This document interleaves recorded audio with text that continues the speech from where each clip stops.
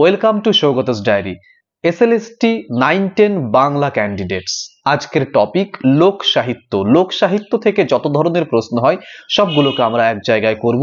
যদি মনে করেন যে এগুলো নোট ডাউন করবেন তাহলে নোট ডাউন করুন, যদি মনে করেন পিডিএফ কালেক্ট করবেন এই নম্বর থেকে আপনারা কিন্তু পিডিএফ কালেক্ট করতে পারেন। আমার ইন্টারভিউয়ের যে সমস্ত ক্লাসগুলো দেয়া আছে সমস্ত কিছুর পিডিএফ আপনারা ওই নম্বর থেকে কালেক্ট করতে পারেন।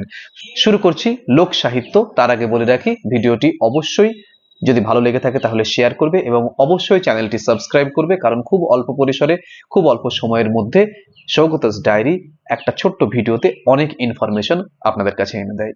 ওকে, শুরু করছি লোক সাহিত্য। লোক সাহিত্য কাকে বলে? লোক সাহিত্য হলো সাধারণ মানুষের মুখে মুখে প্রচলিত সাহিত্য, যা প্রজন্ম থেকে প্রজন্মে মৌখিকভাবে প্রচারিত হয় বা প্রসারিত হয়। লোক সাহিত্যের প্রধান প্রধান বৈশিষ্ট্যগুলি কি কি? মৌখিক প্রচলন, রচয়িতার নাম অজ্ঞাত, সরল ভাষা এবং জনগণের জীবনের একটা প্রতিফলন, এগুলোই বৈশিষ্ট্য। লোক সাহিত্যের উৎপত্তি কিভাবে? গ্রামীণ মানুষের জীবনযাপন, বিশ্বাস এবং অভিজ্ঞতা থেকে লোক সাহিত্যের সৃষ্টি হয়েছে। লোক সাহিত্যের প্রধান শাখা কয়টি? প্রধানত তিনটি শাখা: লোককথা, লোকগীতি এবং লোকনাট্য। লোককথা কি? মুখে মুখে প্রচলিত কল্পনা মিশ্রিত যে গল্প তাকে বলা হয় লোককথা। লোকগীতি কি? লোকজ জীবন, অনুভূতি ও অভিজ্ঞতা নিয়ে রচিত যে গান তাকে বলা হয় লোকগীতি। লোকনাট্য কাকে বলে? লোকজ উপাদান নিয়ে মঞ্চে অভিনীত যে নাটক তাকে বলা হয় লোকনাট্য। লোকসাহিত্যের ভাষা কেমন হয়? লোকসাহিত্যের ভাষা হয় সহজ, সরল, কথ্যধর্মী। লোকসাহিত্যে কোন বিষয়গুলি বেশি দেখা যায়? প্রেম, প্রকৃতি, ধর্মবিশ্বাস, সমাজ এবং দৈনন্দিন জীবন বেশি দেখা যায়। বাংলার উল্লেখযোগ্য লোকগীতি কি? ভাটিয়ালি, ভাওয়াইয়া, বাউল গান, এগুলো বাংলার উল্লেখযোগ্য লোকগীতি। বাউল কাদের বলে? একটি সাধক সম্প্রদায় যারা আধ্যাত্মিক ভাবধারার গান গেয়ে থাকেন। লোকসাহিত্যের গুরুত্ব কি? এটি জাতির সংস্কৃতি, ঐতিহ্য এবং জীবনধারার পরিচয় বহন করে।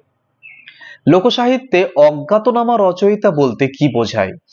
যার স্রষ্টার নাম জানা যায় না তাকেই লোকসাহিত্যে অজ্ঞাতনামা রচয়িতা বলা হয়। লোককথার বৈশিষ্ট্য কি? অলৌকিকতা, কল্পনা, নৈতিক শিক্ষা এবং অবশ্যই বিনোদন লোককথার বৈশিষ্ট্য। লোকনাট্যের উদাহরণ কি কি হতে পারে? যাত্রা, পালা গান। লোকসাহিত্য কিভাবে সংরক্ষিত হয়? মৌখিকভাবে প্রচারিত হলেও বর্তমানে লিখিত এবং সংগৃহীত আকারেও কিন্তু সংরক্ষণ করা হয় বা হচ্ছে। লোকসাহিত্য ও সংস্কৃতির সম্পর্ক কি? লোকসাহিত্যই সংস্কৃতির একটি প্রতিফলন। লোকগীতিতে কোন বাদ্যযন্ত্র ব্যবহৃত হয়? একতারা, দোতারা, ঢোল, বাঁশি ইত্যাদি। লোকসাহিত্য এবং লিখিত সাহিত্যের মধ্যে পার্থক্য কি? লোকসাহিত্য মৌখিক ও অজ্ঞাতনামা, লিখিত সাহিত্য নির্দিষ্ট রচয়িতার। লোকসাহিত্যে প্রকৃতির ভূমিকা কি? প্রকৃতি মানুষের জীবনের সাথে গভীরভাবে জড়িত বলে তা গুরুত্বপূর্ণ স্থান পায়। লোকসাহিত্যে ধর্মীয় প্রভাব কেমন? ধর্মীয় বিশ্বাস এবং আচার অনুষ্ঠানের প্রতিফলন ভালোই দেখা যায় লোকসাহিত্যে, সুতরাং ধর্মীয় প্রভাব রয়েছে। লোকগীতির উদ্দেশ্য কি? মানুষের অনুভূতি প্রকাশ এবং বিনোদন প্রদান হচ্ছে লোকগীতির উদ্দেশ্য। লোককথায় নৈতিক শিক্ষা কেন থাকে? সমাজে ভালো মন্দের ধারণা প্রতিষ্ঠা করতে হবে তার জন্য থাকে। লোকসাহিত্য কারা রচনা করে? সাধারণ জনগণ। লোকসাহিত্য কিভাবে প্রজন্ম থেকে প্রজন্মে ছড়িয়ে যায়? মৌখিকভাবে এক প্রজন্ম থেকে আর এক প্রজন্মে ছড়িয়ে পড়ে। লোকসাহিত্যে কল্পনার ভূমিকা কি? কল্পনা লোকসাহিত্যকে আকর্ষণীয় করে তোলে, প্রাণবন্ত করে তোলে।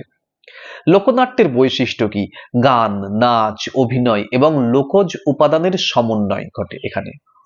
লোকগীতিতে কোন বিষয় বেশি গুরুত্ব পায়? প্রেম, দুঃখ, আনন্দ, আধ্যাত্মিকতা লোকগীতিতে বেশি গুরুত্ব পায়। লোকসাহিত্য কেন সংরক্ষণ করা প্রয়োজন বলে আপনি বোধ করেন?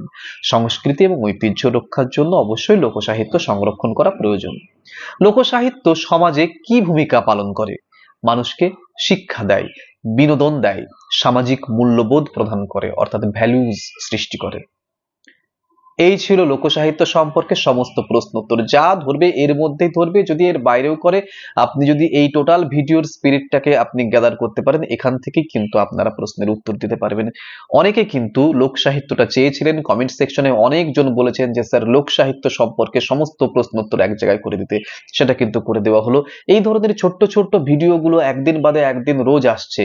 মঙ্গলবার, বুধবার, শনিবার ঠিক দুপুর 12টার সময় বাংলা এসএলএসটি 9-10 বাংলা সাবজেক্টের কিন্তু স্টাডি মেটেরিয়াল আসছে। এগুলো ভালো করে নোট ডাউন করো, পিডিএফ এর নম্বরও দিয়ে দিয়েছি, যদি মনে করে পিডিএফ কালেক্ট করবে সেই নম্বর থেকে কিন্তু পিডিএফ ও কালেক্ট করতে পারো, কিন্তু রেডি করো সমস্ত কিছু। ভিডিওটি ভালো লেগে থাকলে অবশ্যই লাইক করো, বন্ধু বান্ধবদের সঙ্গে শেয়ার করো এবং চ্যানেলে যদি নতুন হও চ্যানেলটি সাবস্ক্রাইব করো এবং বেল আইকনটি প্রেস করে রাখো, যাতে সবার আগে তোমার মোবাইলে এই ধরনের ছোট্ট ছোট্ট ভিডিওর নোটিফিকেশন পৌঁছয়। ভালো থাকো, দেখা হচ্ছে পরের ভিডিওতে খুব তাড়াতাড়ি।